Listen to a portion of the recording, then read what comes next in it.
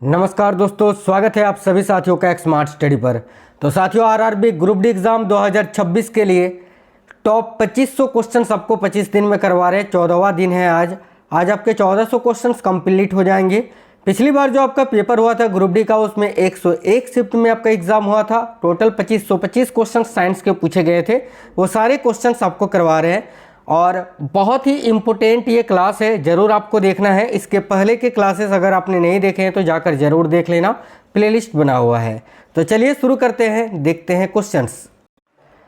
Question है, एक पिंड 2.5 न्यूटन के एक नियत बल की क्रिया के अंतर्गत बल की दिशा के विपरीत दिशा में, ठीक है, बल की दिशा के विपरीत दिशा में 10 मीटर का विस्थापन करता है।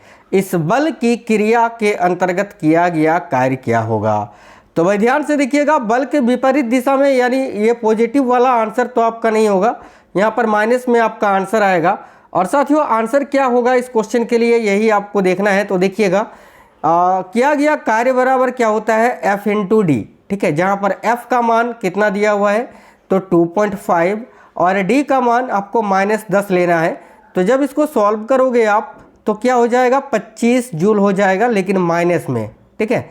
तो -25 जूल, ऑप्शन नंबर बी इस क्वेश्चन का करेक्ट आंसर हो जाएगा।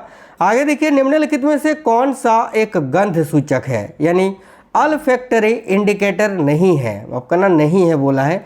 तो बताइए इनमें से कौन सा एक गंध सूचक नहीं है भाई। देखिएगा साथियों, गंध सूचक कौन सा नहीं है ये आपको चुनना है। तो लौंग का तेल तो है, वनीला अर्क भी है, प्याज भी गंध सूचक है, लेकिन हल्दी जो है ये गंध सूचक नहीं होता है। ऑप्शन नंबर सी इस क्वेश्चन का करेक्ट आंसर होगा। देखिए सवाल बड़ा ही अच्छा है। एक उत्तल लेंस अपने से 30 सेंटीमीटर की दूरी पर स्थित किसी वस्तु का वास्तविक प्रतिबिंब बनाता है, ठीक है। यदि प्रतिबिंब लेंस के दूसरी ओर 60 सेंटीमीटर की दूरी पर बनता है तो लेंस की फोकस दूरी क्या होगी, लेंस की फोकस दूरी क्या होगी, ये आपको निकालना है।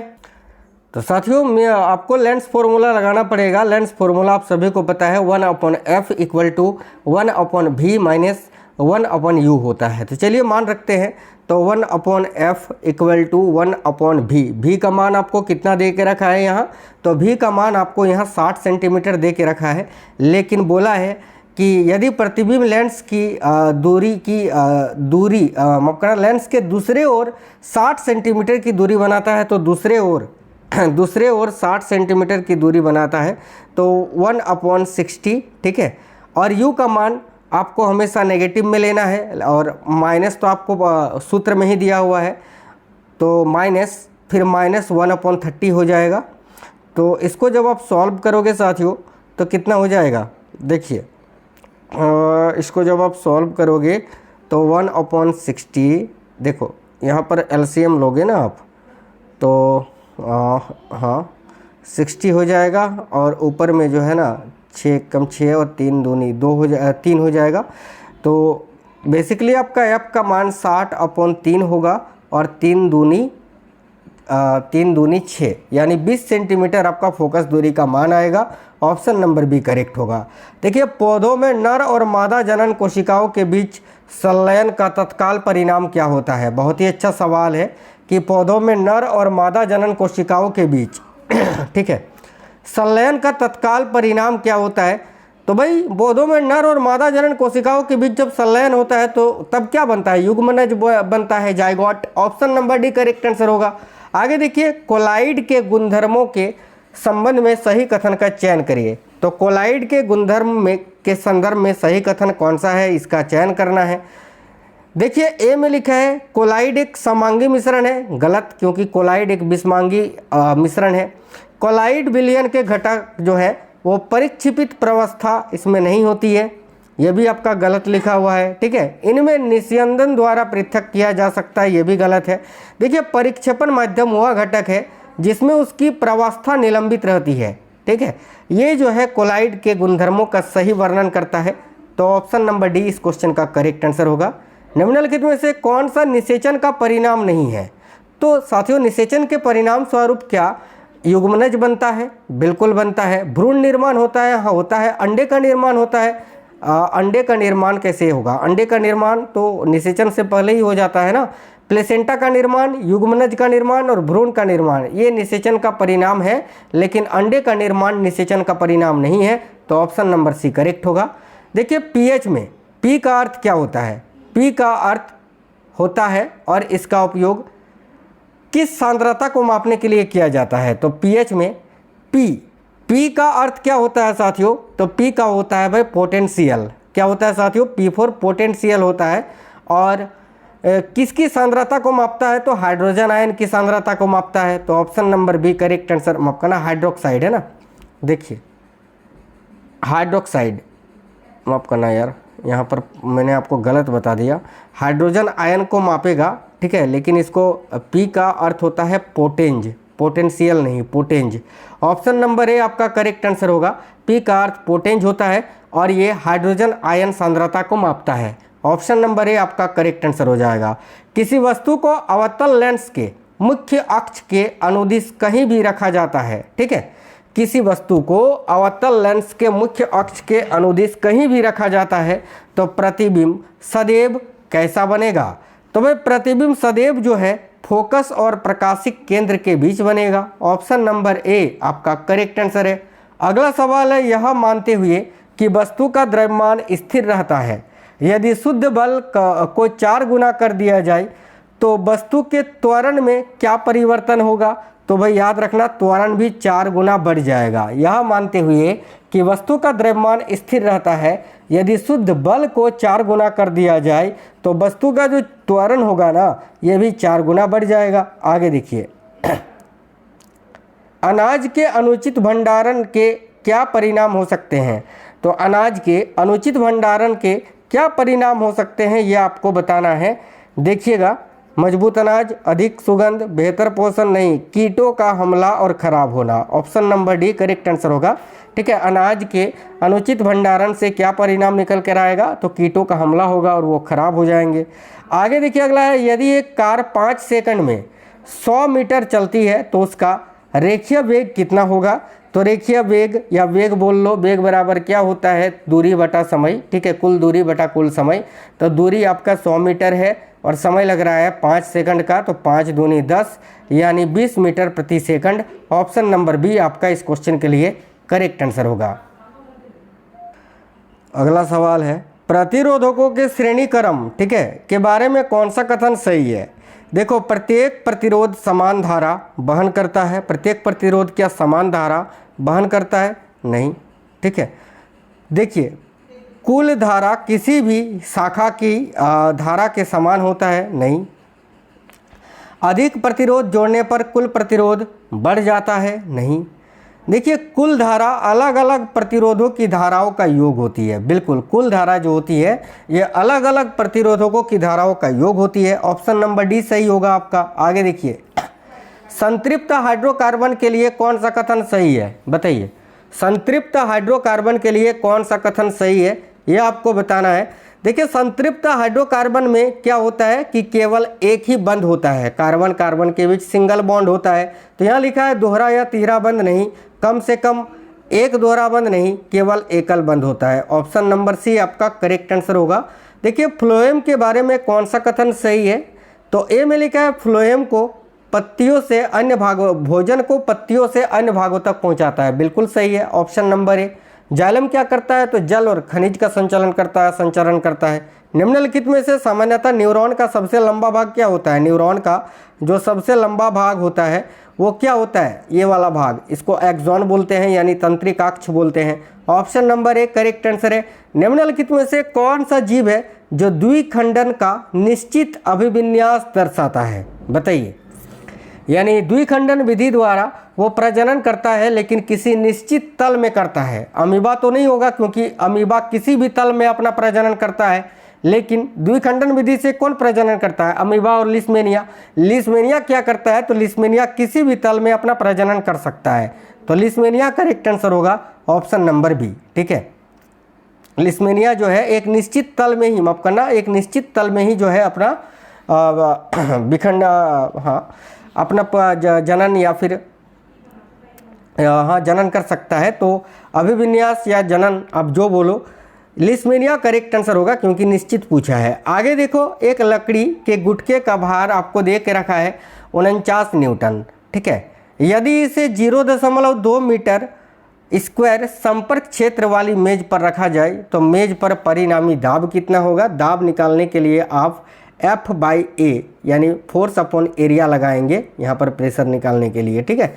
तो फोर्स 49 दे के रखा है और एरिया आपको 0.02, तो हम 2 और यहाँ ऊपर में 2 जीरो लिख सकते हैं।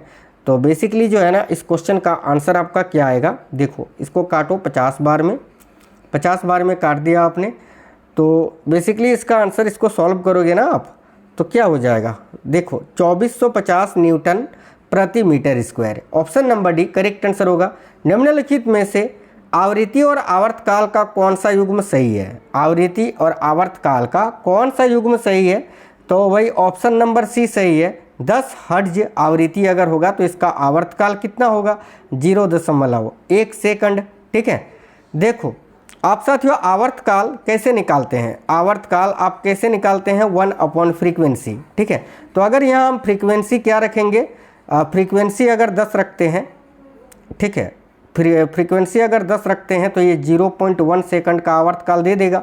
तो ऑप्शन नंबर सी आपका सही होगा, ऑप्शन नंबर सी। आगे देखिए, बोर के अनुसार इलेक्ट्रॉन क्या करते हैं। देखो बोर के अनुसार इलेक्ट्रॉन निश्चित वृत्ताकार कक्षाओं में परिभ्रमण करते हैं। भाई बोर ने जो परमाणु मॉडल दिया था उसके अनुसार इलेक्ट्रॉन निश्चित वृत्ताकार कक्षाओं में परिभ्रमण करते हैं, याद रखना। Option number A correct answer होगा। निम्नलिखित में से कौन सा एक संयोजी उत्तक का प्रकार नहीं है। कनेक्टिव टिश्यू आपका होता है, कौन कौन सा होता है, उपास्थि होता है यानी कार्टिलेज होता है, रक्त होता है, अस्थि होता है, उपकला नहीं होता है। ऑप्शन नंबर ए आपका करेक्ट आंसर होगा। आगे देखिए, कौन सी पेशी ऐच्छिक होती है तथा उसमें हल्के और गहरे रंग की पट्टियाँ होती है। तो कंकाल पेशी जो होती है ना, कंकाल पेशी, कंकाल पेशी को और किस नाम से जानते हैं, तो इसको रेखित पेशी के नाम से भी जानते हैं। ये ऐच्छिक होती है। बाकी देखिएगा, ये जो चिकनी और हृदय पेशियाँ होती है ये अनैच्छिक होती है, ये भी आपको याद रखना है। किसी ठोस को गर्म करने पर उसके कणों का क्या होता है। तो जब किसी ठोस को गर्म करते हैं तो वे जो है ना, देखो वे अधिक ऊर्जा के साथ कंपन करते हैं। बिल्कुल ऑप्शन नंबर ए, क्योंकि ठोस के जो पार्टिकल्स होते हैं ये बहुत ही पास होते हैं। आगे देखिएगा, अगला सवाल है R ओम के एक प्रतिरोधक पर, ठीक है, R ओम के एक प्रतिरोधक पर V वोल्ट का विभवांतर लगाया जाता है और उसमें I एम्पियर धारा प्रभावित होती है, ठीक है। तो प्रतिरोध समान रखते हुए धारा दोगुनी, धारा को अगर दोगुनी करने के लिए विभवांतर कितना करना चाहिए। तो धारा को अगर दोगुनी आप करोगे तो विभवांतर को भी आपको दोगुना करना पड़ेगा। ओम का नियम हमें क्या बताता है, V = I × R, ठीक है। तो देखो यहाँ पर अगर साथियों आप यहाँ पर किसको बढ़ा रहे हो, यहाँ पर आप देखो एम्पियर प्रतिरोध समान रखते हुए धारा को दोगुनी करोगे ना तो आपका जो विभवांतर होगा ये भी दोगुना हो जाएगा। आगे देखिएगा, अगला सवाल है आपका 2-मेथिल प्रोपेन का आणविक सूत्र निम्नलिखित में से किसके समान होता है। तो 2-मेथिल प्रोपेन का जो आणविक सूत्र होता है वो ब्यूटेन के समान होता है ना, ब्यूटेन के समान होता है, butane. Option number B correct है। अलैंगिक जनन के संबंध में निम्नलिखित में से कौन सा कथन गलत है, सही नहीं, कौन सा गलत है। ए में लिखा है इसमें नर और मादा युग्मकों का संलयन शामिल होता है, यही तो गलत है, क्योंकि अलैंगिक जनन में केवल एक जनक होता है, तो गलत यही है, तो यही आपका आंसर होगा। आगे देखिए, सिरका निम्नलिखित में से किसका 5 से 8% विलयन होता है। देखिए साथियों, जब एसिटिक अम्ल में 5 से 8% सिरका, देखो एसिटिक अम्ल में, माफ करना जल में, माफ करना, देखो एक सेकंड, जब जल में, ठीक है, जल में 5 से 8% आप यहाँ पर क्या डालते हैं, एसिटिक अम्ल डालते हैं, तो वो बन जाता है बेसिकली क्या, सिरका, जिसको आप विनेगर बोलते हैं। तो जल में एसिटिक अम्ल, ऑप्शन नंबर सी करेक्ट होगा। जल में एसिटिक अम्ल में, जल में अगर एसिटिक अम्ल अगर 5 से 8% डाल दोगे, जितना जल है, जितना पानी है उसका 5 से 8% अगर आप एसिटिक अम्ल डाल दोगे तो वो पानी आपका सिरका में बदल जाएगा, विनेगर में। अगला सवाल है, किसी संवृत, देखो किसी संवृत तंत्र में यदि 15 ग्राम पदार्थ A, ठीक है, 15 ग्राम पदार्थ A और 10 ग्राम पदार्थ बी के साथ अभिक्रिया करता है तो उत्पादों का कुल द्रव्यमान कितना होना चाहिए? दोनों को जोड़ दीजिएगा, दोनों जुड़ जाएंगे तो 25 ग्राम हो जाएगा। ऑप्शन नंबर सी आपका करेक्ट आंसर है। अगला सवाल है, साबुन की निर्मलन क्रिया उसके किस गुण के कारण होती है? ये सारे क्वेश्चंस आपके अभी पिछली बार जो पेपर हुआ है ग्रुप डी में उसमें पूछे गए सवाल है। साबुन की निर्मलन क्रिया उसके किस गुण के कारण होती है? तो मिसेल बनाने की क्षमता के कारण। अगला सवाल है, निम्नलिखित में से कौन सा कथन एक कोशिकीय जीवों में द्विखंडन और बहुखंडन के बीच अंतर करता है? बताइएगा। तो भाई ऑप्शन नंबर ए में लिखा है, द्विखंडन के परिणाम स्वरूप कई संतति कोशिकाएं बनती है, जबकि बहुखंडन में केवल 2 संतति कोशिकाएं। गलत है। बी आपका बी में लिखा हुआ है, द्विखंडन में 2 संतति कोशिकाओं का निर्माण होता है, जबकि बहुखंडन से एक साथ कई संतति कोशिकाओं का निर्माण होता है। बिल्कुल ये सही है, option number B correct answer होगा। निम्नलिखित में से कौन सा गुरुत्वाकर्षण के नियम द्वारा स्पष्ट नहीं किया गया है? बताइए। इनमें से कौन सा गुरुत्वाकर्षण के नियम द्वारा स्पष्ट नहीं किया गया?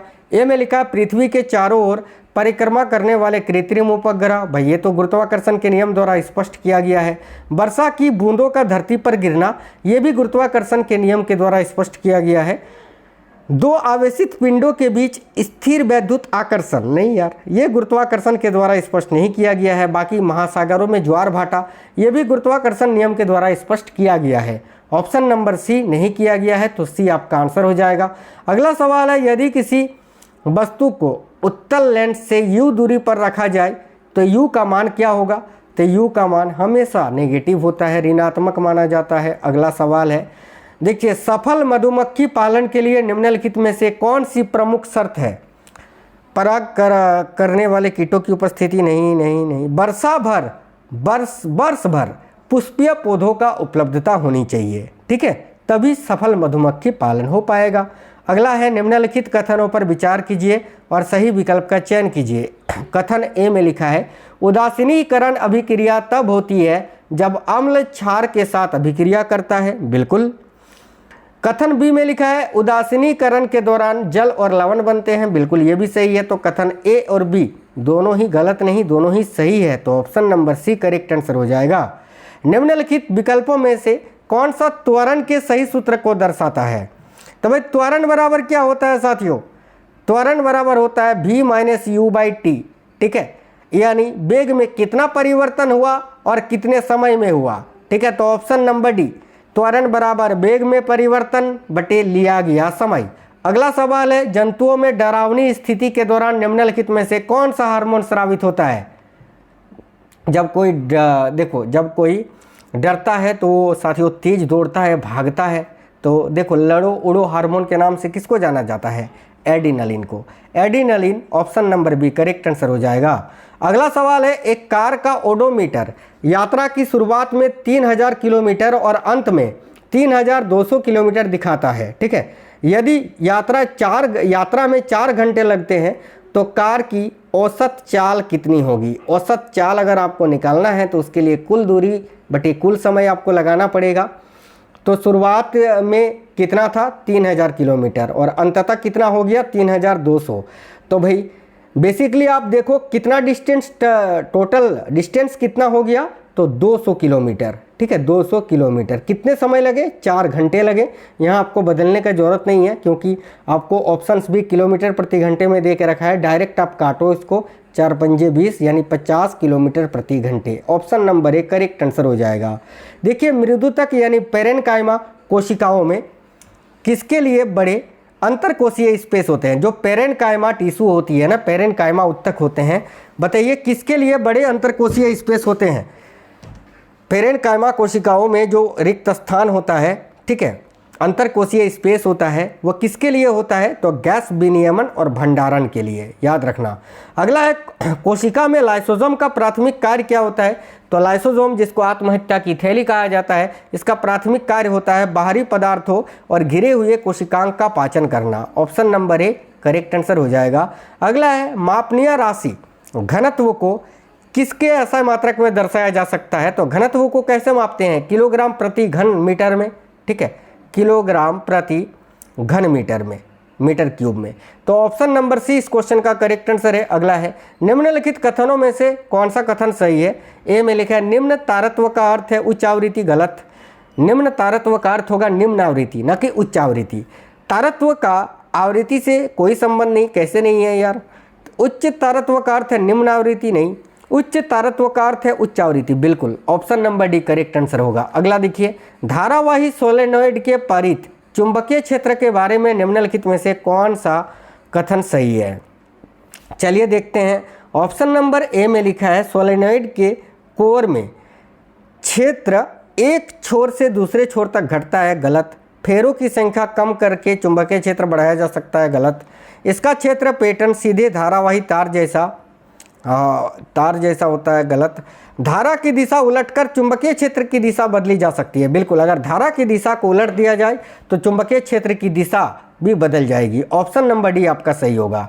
एचआईवी संक्रमण में विंडो पीरियड उस चरण को संदर्भित करता है जिसके दौरान क्या होता है? बताइए, एचआईवी संक्रमण में विंडो पीरियड किस चरण को संदर्भित करता है भाई? तो एचआईवी संक्रमण में विंडो पीरियड उस चरण को संदर्भित करता है जिसके दौरान क्या होता है? एचआईवी, देखो ऑप्शन नंबर डी करेक्ट होगा। एचआईवी एंटीबॉडी परीक्षणों में पता नहीं चल पाती है भाई। Option number D correct answer होगा। सोडियम क्लोराइड का सूत्र इकाई द्रव्यमान कितना होता है? तो सोडियम क्लोराइड का सूत्र इकाई द्रव्यमान आपको निकालना है साथियों, ठीक है। चलिए निकालते हैं भाई, ठीक है। देखिए, सोडियम का जो एटॉमिक मास होता है, परमाणु भार होता है, वो कितना होता है? तो सोडियम का होता है आपका 23 AMU, ठीक है। इसको हम 23 U लिख सकते हैं। साथियों, क्लोरीन का कितना होता है भाई? तो क्लोरीन का होता है साथियों 35.5 AMU। तो इन दोनों को बेसिकली जोड़ दो आप। दोनों को जोड़ोगे अगर 23 और 23 और 35.5 को अगर जोड़ोगे तो 585 यानी 58.5 AMU ऑप्शन नंबर ए आपका करेक्ट आंसर हो जाएगा। आगे देखिए, जरा दूरदृष्टता के संबंध में, ठीक है, जरा दूरदृष्टता के संबंध में निम्नलिखित में से कौन सा कथन सही है? तो देखिएगा, जरा दूरदृष्टि यानी जिसको प्रेस बायोपिया बोला जाता है, यह पश्चमाभिमुखी पेशियों के कमजोर होने तथा लेंस के लचीलेपन में कमी के कारण होता है, बिल्कुल ऑप्शन नंबर ए आपका सही आंसर हो जाएगा। Option number A correct answer है। अगला सवाल है, प्रतिरोध बढ़ाने और धारा को सीमित करने के लिए परिपथ में किस घटक का उपयोग किया जाता है? तो प्रतिरोध को बढ़ाने और धारा को सीमित करने के लिए परिपथ में किस घटक का उपयोग किया जाता है? तो प्रतिरोधक का। Option number C correct answer है। अगला, सक्रियता श्रेणी के मध्य स्थित धातुओं को सामान्यतः कैसे निष्कर्षित किया जाता है? रिएक्टिविटी सीरीज में जो मध्य में धातुएं होती हैं उसको किस प्रकार से निष्कर्षित किया जाता है, यही आपको बताना है। देखिए, करेक्ट होगा कार्बन का उपयोग करके अपचयन के द्वारा। कार्बन का उपयोग करके अपचयन के द्वारा। कोशिका में केंद्रक झिल्ली का क्या कार्य होता है? तो कोशिका में जो केंद्रक झिल्ली होता है इसका कार्य क्या होता है? देखो, ऑप्शन नंबर बी आपका करेक्ट होगा। यह केंद्रक और कोशिका द्रव्य के बीच पदार्थ के स्थानांतरण को नियंत्रित करती है, बिल्कुल option number B correct answer है। 3 kg द्रव्यमान के एक पिंड को 12 मीटर की ऊंचाई तक उठाया जाता है। जी का मान आपको 10 मीटर प्रति सेकंड स्क्वायर दी गई है, तो ऊंचाई पर स्थितिज ऊर्जा का मान कितना होगा? तो स्थितिज ऊर्जा बेसिकली आपको निकालना है, और स्थितिज ऊर्जा यानी पोटेंशियल एनर्जी बराबर होता है mgh, ठीक है। तो m का मान कितना है? 3, g का मान कितना दे के रखा है? 10, और h का मान 12। तो इसको आप देखिए कितना हो जाएगा साथियों। तो 12 दूनी 24, 12 36, 36 गुना 10 यानी 360 जूल। ऑप्शन नंबर डी इस क्वेश्चन का करेक्ट आंसर हो जाएगा। आगे देखो, निम्नलिखित में से क्या रिजु श्रृंखला हाइड्रोकार्बन को निरूपित करता है? तो रिजु श्रृंखला हाइड्रोकार्बन को कौन निरूपित करता है? तो याद रखेंगे ब्यूटेन। अगला सवाल है, जब किसी वस्तु को उत्तल लेंस के मुख्य फोकस पर रखा जाता है तो प्रतिबिंब कहाँ बनता है? जब किसी भी वस्तु को उत्तल लेंस के मुख्य फोकस पर रखा जाता है तो प्रतिबिंब कहाँ पर बनता है? तो अनंत पर बनता है, वास्तविक, उल्टा और अत्यधिक आवर्धित बनता है। याद रखना, option number C correct answer है। वाष्पन के दौरान जब अणुओं की औसत गतिज ऊर्जा घटती है तो तापमान पर क्या प्रभाव पड़ता है? तो ये भी तापमान भी जो है ना ये घटता है, याद रखना। ऑप्शन नंबर है, वाष्पन के दौरान जब अणुओं की औसत गतिज ऊर्जा घटती है तो तापमान भी घट जाता है। अगला है, 5 ओम, 15 ओम, 20 ओम और 40 ओम के 4 प्रतिरोधक श्रेणी क्रम में जुड़े हैं तो कुल प्रतिरोध क्या होगा। श्रेणी क्रम में क्या होता है, बेसिकली सारे प्रतिरोध को जोड़ लेते हैं आप। तो 40 और 20 60, 60 और 15 आपका हो गया 75 और 5 80, यानी 80 ओम आपका आंसर हो जाएगा, ऑप्शन नंबर बी। अगला सवाल देखिए, जलीय सोडियम सल्फेट और जलीय बेरियम क्लोराइड की अभिक्रिया में कौन सा यौगिक सफ़ेद अवक्षेप बनाता है। तो बेरियम सल्फेट बनता है जो कि सफ़ेद अवक्षेप के रूप में बनता है, option number A barium sulphate correct answer होगा। जब एथेनॉल वायु में पूर्ण रूप से जलता है तो मुख्य उत्पाद क्या होते हैं। जब एथेनॉल वायु में जलता है तो कार्बन डाइऑक्साइड और जल प्राप्त होता है, ऑप्शन नंबर सी करेक्ट होगा। अगला सवाल है, एक परासरव तरंग की आवृत्ति दे के रखी है 33 किलो हर्ट्ज, ठीक है। यदि इसकी चाल 330 मीटर प्रति सेकंड है तो इसकी तरंग दैर्घ्य क्या होगी। तो भाई देखो, चाल बराबर क्या होता है साथियों, तो तरंग दैर्घ्य गुने फ्रीक्वेंसी यानी आवृत्ति। तो यहाँ पर चाल आपको कितनी दे के रखी है 330, बेसिकली आपको तरंग दैर्घ्य निकालना है, ठीक है, बराबर तरंग दैर्घ्य तो आपको निकालना ही पड़ेगा लैम्डा का मान, और फ्रीक्वेंसी आपको कितनी दे के रखी है तो 33 किलो हर्ट्ज है ना। तो इसको आप मीटर में बदलो तो कितना हो जाएगा 33,000, ठीक है, 33,000 हर्ट्ज। तो भाई बेसिकली इसका आंसर क्या हो जाएगा, तो देखो लैम्डा बराबर आपका हो जाएगा साथियों 33,000 बाई 33,000, यही होगा ना। नहीं यार, मैंने कुछ गड़बड़ कर दी क्या, हाँ गड़बड़ कर दी। गड़बड़ ये कर दी कि यहाँ पर लैम्डा का मान निकालोगे ना तो 330 तो पहले से दे रखा है ना आपको, तो यहाँ पर 330 ऊपर में आएगा और नीचे में आपका ये 33,000 आ जाएगा। तो बेसिकली इसको सॉल्व करिए आप, 1 0 से 1 0 और ये 33 एक बार में जाएगा, 33 और इधर भी आपका 100 बच जाएगा। तो 1/100 क्या होता है, 1/100 आपका यहाँ बचेगा। तो बेसिकली इसका मान जो है आपका क्या निकल के आएगा, तो 0.01 मीटर होना चाहिए, ऑप्शन नंबर ए इस क्वेश्चन के लिए आपका करेक्ट आंसर हो जाएगा। अगला सवाल है, निम्नलिखित में से कौन सा विकल्प मिश्रणों के लिए सही है किंतु यौगिकों के लिए नहीं, ठीक है। तो घटक निश्चित अनुपात में उपस्थित होते हैं, ये तो आपका जो है किसके लिए, यौगिक के लिए सही है, ठीक है, लेकिन मिश्रण के लिए नहीं। मिश्रण के यहाँ पर बोला है यौगिक के लिए सही नहीं है, ठीक है, किंतु यौगिक के लिए सही नहीं है, मिश्रण के लिए सही है। बी में लिखा है घटकों को भौतिक विधियों द्वारा पृथक किया जा सकता है, बिल्कुल ऑप्शन नंबर बी आपका करेक्ट आंसर होगा। अगला देखिए, किस प्रकार का संयोजी उत्तक पेशियों को अस्थि से जोड़ता है। तो मांसपेशी को हड्डी से कौन जोड़ता है, कंडरा यानी टेंडन, और हड्डी को हड्डी से लिगामेंट। आगे देखिए अगला सवाल है, यदि दो वस्तुओं का द्रव्यमान दोगुना कर दिया जाए तो उनके बीच गुरुत्वाकर्षण बल पर क्या प्रभाव पड़ेगा। तो गुरुत्वाकर्षण बल जो है ये 4 गुना बढ़ जाएगा, ऑप्शन नंबर बी। निम्नलिखित में से कौन सी घटना है, माफी चाहते हैं, गला फंस रहा है। देखिएगा कौन सी घटना है जो रजोधर्म की प्रक्रिया को ट्रिगर करती है। तो देखिए अंडे का अनिषेचन, ठीक है, अंडे का अनिषेचन यानी अंडे का निषेचन नहीं होना और हार्मोनों का परिवर्तन, ऑप्शन नंबर सी आपका करेक्ट आंसर होगा। यदि कोई व्यक्ति वाहन के नियमित अनुरक्षण की उपेक्षा करता है तो सबसे अधिक क्या होने की संभावना होगी। तो यदि कोई व्यक्ति वाहन के नियमित अनुरक्षण की उपेक्षा करता है तो सबसे अधिक क्या होने की संभावना होगी कि इंजन का खराब प्रदर्शन देखने को मिलेगा, ऑप्शन नंबर बी। गतिमान बस के अचानक रुकने पर यात्री आगे की ओर क्यों गिर जाता है। तो यात्री की गति के जड़त्व के कारण, ऑप्शन नंबर ए सिंपल सा सवाल था। अगला है, टच मी नॉट जैसे कि छुई मुई का पौधा होता है उसमें संचलन के बारे में कौन सा कथन सही है। ए में लिखा है कोशिकाओं में जल की मात्रा में परिवर्तन के कारण संचलन होता है, बिल्कुल यही आपका करेक्ट आंसर हो जाएगा। कोशिकाओं में, इन पौधों की जो कोशिकाएं होती है उनमें जल की मात्रा में परिवर्तन के कारण संचलन होता है भाई। चलिए नेक्स्ट क्वेश्चन देखिए, निम्नलिखित में से कौन सा ठोसों का सही गुणधर्म है। तो ठोस जो होते हैं उनका सही गुणधर्म इनमें से कौन सा है, यही आपको चुनना है।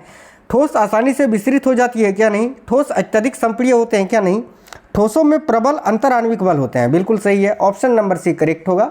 अगला सवाल है, यदि किसी पिंड का वेग t समय में U से V हो जाता है। तो न्यूटन के दूसरे नियम के अनुसार बल का सही व्यंजन क्या होगा? तो F बराबर क्या हो जाएगा? M into V minus U by T, यही तो होगा ना। तो भाई देखो ऐसा कहाँ पर लिखा हुआ है? ऑप्शन नंबर डी में लिखा हुआ है, तो यही आपका आंसर हो जाएगा। ऑप्शन नंबर डी इस क्वेश्चन के लिए करेक्ट आंसर है। अगला है पादपों में बीज परिक्षेपण का क्या लाभ है? तो पादपों में बीज परिक्षेपण से क्या लाभ मिलता है, यही आपको बताना है। तो ऑप्शन नंबर बी करेक्ट होगा, वितरण बढ़ाने में सहायता मिलती है। Option number B correct answer होगा, ठीक है।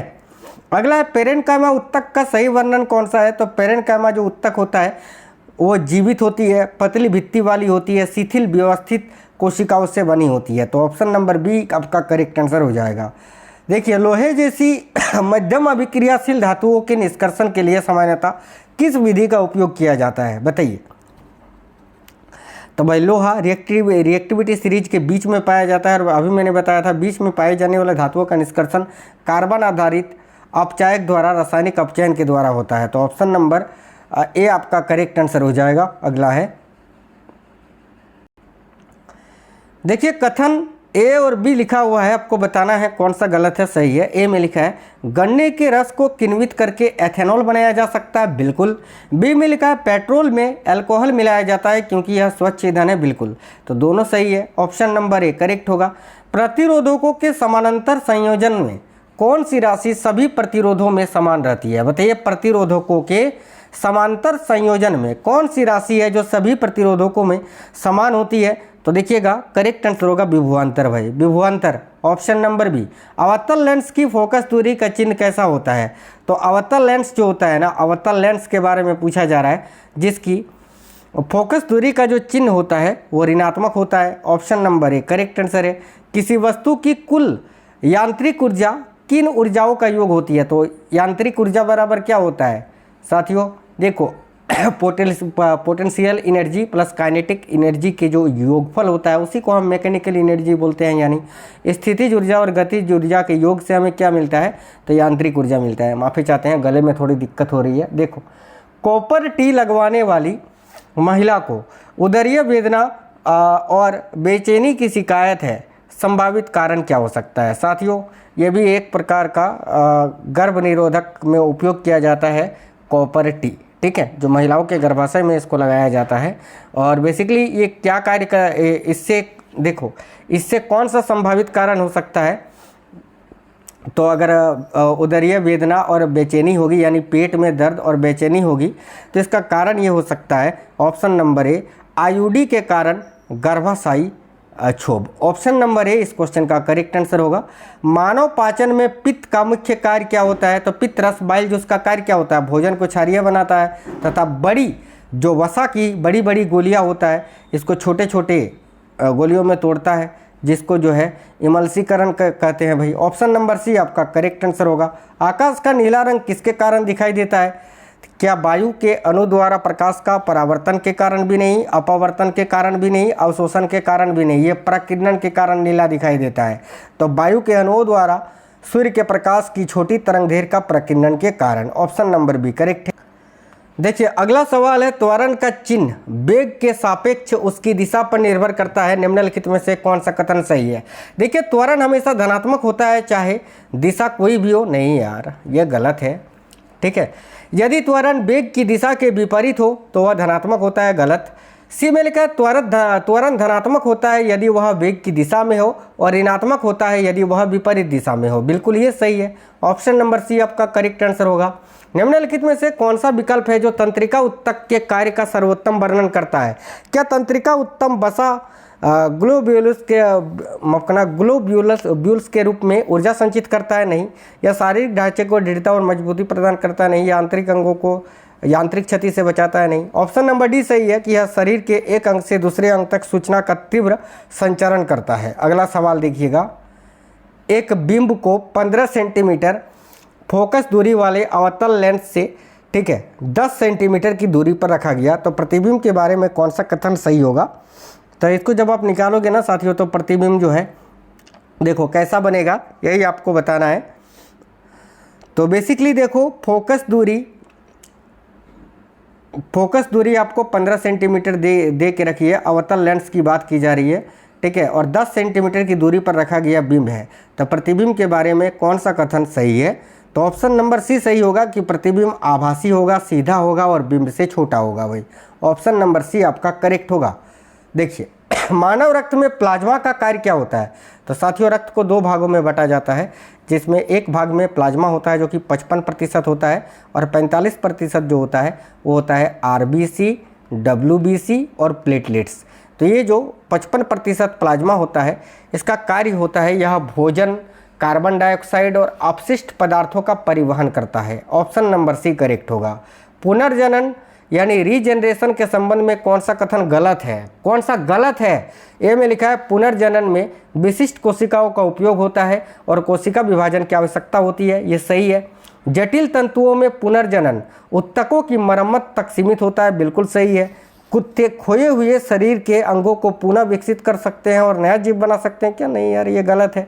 डी भी पढ़ लेते हैं। डी में लिखा है स्पाइरोगायरा जैसे सरल बहुकोशीय जीवों में खंडन होता है इसी विधि से, बिल्कुल ये सही है। यानी ऑप्शन नंबर सी गलत है, तो सी आपका आंसर हो जाएगा।